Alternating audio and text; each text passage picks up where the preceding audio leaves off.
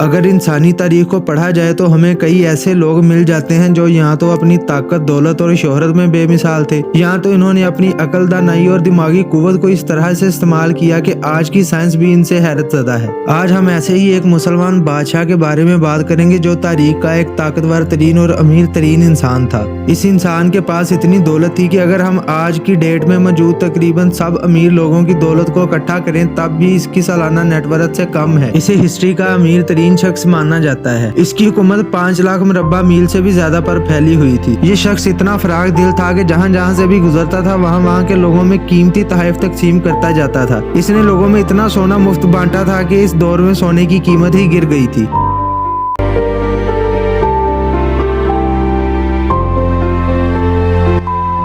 इस बादशाह का नाम मानसा मूसा था। इसकी पैदाइश 1280 में हुई थी। ये 1312 से 1337 ईस्वी तक सल्तनत माली का बादशाह रहा। इसके दौरे हुकूमत में सल्तनत माली दुनिया की अमीर तरीन सल्तनत बन चुकी थी और ये माली सल्तनत का 9वां बादशाह था। इसकी दौलत की सबसे बड़ी वजह सोना, नमक और कई दीगर कीमती ज़खायर थे और इस इंसान ने दुनिया की तारीख का सबसे महंगा हज किया था और इस हज के शाहाना सफर का दौरानिया तकरीबन 1 साल का था। इसने इस हज के सफर की तैयारी तकरीबन काफी अरसा पहले ही शुरू कर दी थी और ये हज का सफर इतना शाहाना था कि दुनिया आज तक इसे भूल नहीं सकी। इस हज के सफर को शुरू करने से पहले हजारों की तादाद में गुलाम खरीदे गए थे। इस सफर के काफिले में तकरीबन 60,000 से ज्यादा अफराद शरीक थे और इन अफराद की खिदमत के लिए हजारों गुलाम मौजूद थे। इस काफिले में हजारों टन सोना, कीमती कपड़े और जवाहरात मौजूद थे। इस सारे काफिले की क़यादत और जरूरियात का सामान जैसे खाना पीना और कपड़े वगैरह की तमाम जिम्मेदारियां मनसा मूसा के हाथ में ही थी। इस सफर के दौरान मनसा मूसा जिस भी छोटे बड़े शहर से गुजरता वहाँ सोना चांदी तकसीम करता जाता। हर जुमा के दिन वो जिस इलाके से गुजरता वहाँ मसाजिद तामीर करवाता जाता। इसके दौर में मुसलमान बहुत ज्यादा ताकतवर थे और इस्लाम को बहुत अरूज मिल रहा था। इसने इस सफर के दौरान इतना सोना तकसीम किया था कि सोने की कीमतें बहुत ज्यादा गिर गई थी और ये इतना सोना था कि इससे मजीद 12 से 15 साल तक इसकी कीमतों में कमी ही रही और इस वक्त इसकी सल्तनत का नाम अरूज पर था। इस इंसान ने इसके अलावा भी कई मसाजिद, यूनिवर्सिटियां और मदारस वगैरह भी तामीर करवाए और कई मसाजिद का इंटीरियर इसने सोने से डिजाइन करवाया। इसके दौरे हुकूमत में इसकी सल्तनत एक बहुत मजबूत सल्तनत बन चुकी थी। मुसलमानों के लिए ये दौर सुनहरा दौर था। 25 साल हुकूमत करने के बाद मानसा मूसा वफात पा गया। इसके बाद इसके बेटे ने ओहदा संभाला, लेकिन वो मानसा मूसा की तरह ना तो हुकूमत को संभाल पाया और ना ही सल्तनत को, और फिर आखिरकार माली पर यूरोपियंस ने कब्जा कर लिया और इस तरह माली हुकूमत अपने इख्तिताम को पहुंची।